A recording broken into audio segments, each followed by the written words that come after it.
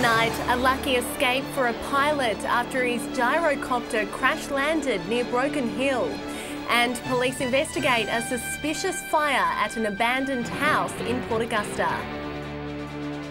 This is Southern Cross News with Abby Donaldson. Good evening. A lucky escape for a pilot after crashing his gyrocopter near Broken Hill. Amazingly, the injured man was able to free himself from the wreckage and flag down help. Patrick Reinke has more. At around 4 o'clock yesterday afternoon, a 50-year-old pilot had to make an emergency landing after his gyrocopter lost power. At the time, he was flying back from a cattle station near Wilcannia to an airstrip north of Broken Hill. When he was about approximately 100 kilometres from Broken Hill, he's got into some trouble and had to do an emergency landing in a field out there, we believe somewhere around the Mutawinji National Park. The aircraft reportedly hit power lines during the crash landing, which saw a number of properties in the area without power for some time. The man suffered just a broken arm and a number of cuts and scrapes. Remarkably though, he even managed to free himself from the wreckage and walk almost 20 kilometres with his injuries to the Barrier Highway before calling for help. That was nearly 4 hours after the accident. The pilot was picked up by emergency services and taken to Broken Hill Hospital. Police have taken a report and we're working with the Australian Sport Rotorcraft Association and we'll investigate it a bit further. Police are investigating a suspicious fire at an abandoned house in Port Augusta. Fire crews were called to Tassie Street just after 11 o'clock last night to find the empty premises and the roof well alight. An abandoned house, completely gutted by fire. Its charred remains a telling sign of how powerful the blaze was. Yeah, the initial fire itself was very intense, very progressed. Fire crews attended the scene after multiple reports of smoke. But when they arrived, the intensity of the blaze proved difficult. It's very dangerous for our crews to be entering that premises to protect the building. The blaze frightening neighbours. Proximity so close to our house, we were so worried about it. Elaine's grandson took proactive steps to extinguish the flames before MFS crews arrived, grabbing a garden hose to put out the fire as it encroached on nearby houses. I'm sure that fire would have spread if he hadn't been spraying water around. Fireys were able to control the inferno within a few hours. Local authorities are treating the incident as suspicious. Police are making further inquiries regarding it. This abandoned house has been inactive for some time now and has played host to squatters and other transient visitors. Neighbours say the result of this fire may finally give them a resolution on the future of the property. I'd be suggesting that it will get bulldozed in the near future because of its being unsafe. It's estimated the total damage bill is about $180,000. Garth Burley, Southern Cross News. A 31-year-old man has been arrested after a dramatic car chase on the Augusta Highway in the mid-north. It all started just after 9 this morning. It's alleged the man drove off without paying for petrol twice. A police helicopter was called in and followed the vehicle, where road spikes were used near the Wilkins Highway to stop the vehicle. It's alleged the man attempted to flee on foot. Investigations are continuing. Meantime, police in the far north are continuing their strong focus on heavy vehicles after a recent spike in offending drivers. New figures this month show police have issued around 60 offences to trucks, including 39 defect notices, 4 fines for unregistered vehicles and a number of fines relating to bookwork. Police say they will continue to monitor these vehicles to ensure all drivers are safe on our roads. Speed limits have been reduced to 60 kilometres an hour on an overtaking lane between Whyalla and Port Augusta. It comes after a string of safety issues with the multi-million-dollar project. Originally built to increase safety, this overtaking lane between Whyalla and Port Augusta has been a highway from hell. Locals use social media to show their concern and disgust with the conditions of the multi-million-dollar lanes. Progress has been made, with the speed reduced to 60 km an hour as corrective work is undertaken. What I've been told is that the work should be completed within 4 weeks. Lips between the lanes and potholes are being filled in to reduce the risk to road users, especially bike riders. While happy it's been corrected, Mr Hughes says the job should have been done right first time. It should not have needed people that use the road to complain about it. It should have been seen that it wasn't up to standard. Federal MP Rowan Ramsey, who secured the funding for the upgrade, says he's pleased with the response from Minister Stefan Knoll. Stefan's done the right thing. The Minister has moved on very quickly as soon as he got advice, and so I'm appreciative of that. Mr Hughes has praised locals for raising the issue. Good on those people for bringing that to my attention, and the Minister's office is now on top of it. John Hunt, Southern Cross News. The value of farms in the Yorke Peninsula and Mid-North region has skyrocketed in the past year. It's increased by almost 40%, which is the biggest jump the Rural Bank has seen in the state. It's hot property with a median value of $4,760 per hectare of farmland in our region. Australian Farmland Values Report reported on an increase of 38% in median value of farmland in the Yorke and North regions. The district of Barunga West increased dramatically. Some of the standouts in that region was Barunga West, which increased over 300% remarkably, but from a small number of sales. While the northern areas and Port Pirie also saw a price hike. A few consecutive years of improved commodity prices, low interest rates, and longer-term gains in productivity. So that's enabled many farmers to pay down debt and also increased confidence for people to reinvest in agriculture. The Yorke and Mid-North region had the biggest farm value increase out of the 4 major regions in the state. Overall, the state showed an increase of 17% in median, so Yorke and North outperforming that quite considerably. The Rural Bank says the future for farm value in our region is looking good, with this year's overall median price growth higher than previous years. It's also an indicator that there's plenty of confidence in the industry at the moment, with people willing to invest and expand businesses. Rachel Nell, Southern Cross News. Still to come tonight, what it means for the region's sheep industry as wool prices go through the roof.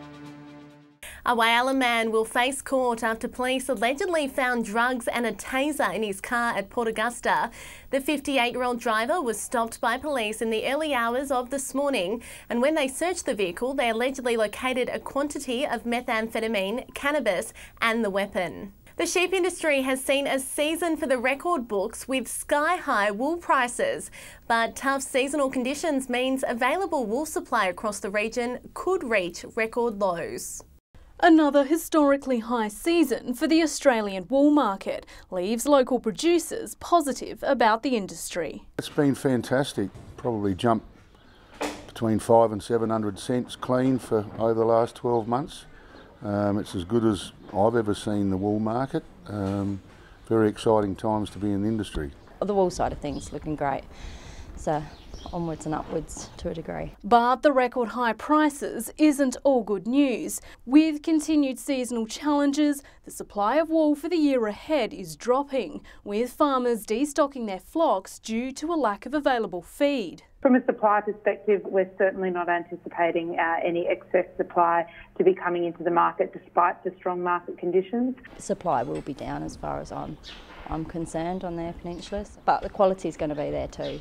So yeah, hopefully these prices reflect the good quality that people still have in their paddocks. With the ram sales season kicking off this week, it will be a testing time to see how sales are impacted by supply, despite the strong meat and wool prices. I mean, it's an unknown, and I guess we'll find out, in the next few weeks. Casey Treloar, Southern Cross News. After a heated debate, Broken Hill councillors have decided an unfinished mural in the city CBD should not be complete, but some still disagree with the decision. An unfinished mural which will now be taken down. That was the final decision made by local councillors last night. It has to relate to a whole range of planning acts when you do that assessment, and it isn't about the images of the mural, or, you know, the quality of the mural. It is around all these other things that come into effect. The mural on the side of Net Japan Surgery in Crystal Lane was stopped back in February because a development application had not been submitted. To avoid any bias in the approval process, the DA was sent away to an independent assessor who recommended it not go ahead. The vote passed 5-3. Councillor Tom Kennedy put forward a motion last night to try and approve the mural, but it was defeated. And I'd say that the vast majority of the community would think that the council's probably made the wrong decision. Councillor Kennedy says it remains unclear what the outcome of the vote will be for the building's owner. And there really should have been more to the final motion, and that was an action to take past now that it's been done. So I suppose what could be done now, he'll be found to be in breach of a development application and then he can be fined. The Mayor says the process to remove the artwork will happen over the coming months. Patrick Reinke, Southern Cross News. Whyala's council mission to China is progressing well, according to the CEO. Chris Cowley says the trip has both solidified and opened relationships with the world's largest country. John Hunt has more. 3 Whyalla council staff are in China trying to woo businesses in the world's second largest economy to invest in our region. Covering the length and breadth of the country, they're making progress on a number of fronts. On the trip are CEO Chris Cowley, City Growth Director Christina Roberts and Tourism and Development Manager Eliza Bu. They visited Zhaoheng Qingdao in Beijing, meeting with companies across different industries. We're looking at water treatment, whether it's desal or wastewater treatment, to maximise water resources for the city and looking to be able to use those. And recycling is emerging as an opportunity, with China cracking down on the amount of foreign waste. Mr. Cowley says there's an opportunity for Whyalla. In light of the China sword policy and how Whyalla could become a regional centre. He also says travelling to China has been well received by their hosts. Very impressed that a council such as Whyalla has taken the initiative to come and approach them. Council is still yet to release the names of the businesses they've met. Mr. Cowley says that'll come in time, once the relationships have been further developed. Renovation work on the new Crystalbrook Library is well underway. It's hoped the upgrade will bring the library up to modern standards and benefit the local community. Transforming the old Crystalbrook Library into a first-class facility. Brings the library to modern standards and updates the facilities that we have here available to Crystalbrook and the rural community. The existing library will turn into a meeting room for the community, while the old Rural Council office is said to become the newly redeveloped library. Place for meetings, so there'll be opportunity for nighttime meetings, daytime meetings, possibly even small conferences and workshops. The $400,000 project has already seen the demolition of the interior walls to create these study areas. The new library will provide Wi-Fi and computer access to the public, while ensuring it's a comfortable working space for all staff. But there'll be an IT centre, public areas where you can come and read a book, and just a more modern feel about it. The doors to the new kitted out library are set to open soon. Works are on track. We're aiming for about a mid-August completion. Rachel Nell, Southern Cross News. Stay with us after the break. We'll have fish and tips. And despite some much needed wet weather, it is looking like skies will clear up early next week. I'll have all the details soon. Welcome back. Time now for fish and tips. Welcome another week around the Gulf Fishing Tips. Wasn't it windy last week? Well, I tell you what, that's always a negative, but at the end of the day, it creates a positive. We've had some milky water, but by this Saturday, you'll find that the water should be pretty clear and the tides are getting in that right spectre. So we talked about last time the King George whiting being at Eastern Shoal. Do go back there and try, but I have heard some good tips that Third Creek patches are producing pretty well as well. Some of the snapper are still in that deep gutter between Checker Buoy and Eastern Shoal. Big size fish. But if you're looking for some squid, don't forget to put that lure over while you're there. G'day and welcome to this week's Fishing Tips from Port Augusta at Jewel North. Well, beautiful weather at the moment, but pretty well a bog stock standard winter report. Plenty of whiting around at the moment, just check the size on those. A lot over in the Flinders Channel, but also in the white holes, sort of about the 17k mark down along the shacks. Plenty of squid, try during the daytime out in the middle banks, and as usual that last half an hour before last light, just drift along the front of the shacks. There's a few snapper down around the seabird and also the Tyre Reef, plus also I'd be trying around the powerhouse as well. That's all we have from the Jewel of the North. There's been some really good sized King George whiting in the Mount Young area, and a lot of really big squid guys have moved in big numbers. Squid are quite large, they're in about the 3 to 4 metre mark, straight out front of Mount Young. Just be sure to stay outside of the exclusion zone. Many boats have been going inside the exclusion zone, guys, so just stay clear of that. There's also some nice big salmon running along the Breckett's walls and some big garfish in the same grounds. Land-based around Point Lowly, plenty of salmon to be caught off the rocky points and down towards Becky Point. Also off of Black Point there's been some nice snook available off the rocks. G'day and welcome to Fishing Tips in Port Lincoln. Well, the weather's been pretty wild over the past week and there has been some big swell which has kept a lot of people on dry land. Here in Port Lincoln there's been some yellowfin whiting along the town foreshore. There's also been some squid caught off of the town jetty, and the boaties have been doing okay on squid as well when they're fishing along the lee shores. Best reports of whiting we've had over the past week have been from the Taylor's Landing area and also down into Memory Cove, and there's been quite a few red mullet. Moving over to Coffin Bay, there's been some really good salmon down along Gunya Beach with the northerly winds when the swell has been down a little bit, and the whiting grounds around Farm Beach have been fishing really well. That's all we've got for this week. We'll see you again with more fishing tips next week. There were some eerie scenes in Port Lincoln this morning, with much of the city covered by a thick blanket of fog. The heavy fog hung around for several hours. However, it didn't deter people going for their morning walk, but it did cause some flight delays. And now here's some more weather details with Amy. Thanks, Abby. Some showers around most centres today. 23 the top in Port Augusta, with temperatures in Whyalla sitting just below. A fine day in Broken Hill and a high of 21 degrees. Checking the satellite now, and cloud will bring some showers in the southeast. Skies are clearer elsewhere under high pressure, which is bringing cool overnight temperatures inland. For those out on the waters tomorrow, southerly winds will shift southwesterly up to 15 knots, with seas reaching up to 1 metre. The early birds can catch the sunrise at 17 past 7, while sunset is at 5:35. Checking tomorrow's forecast, and showers will ease in some parts. Port Augusta seeing a high of 19, mostly sunny, and 18 degrees for Whyalla. Showers settling in around Clare with a top of 15. Showers are predicted for Port Lincoln on Monday. Meanwhile, conditions will clear in Cleve and Woodner with maximums in the high teens. A run of 5 fine days coming up in Whyalla and Port Augusta, 19 degrees for both centres on Monday. Kadina could see some showers early next week.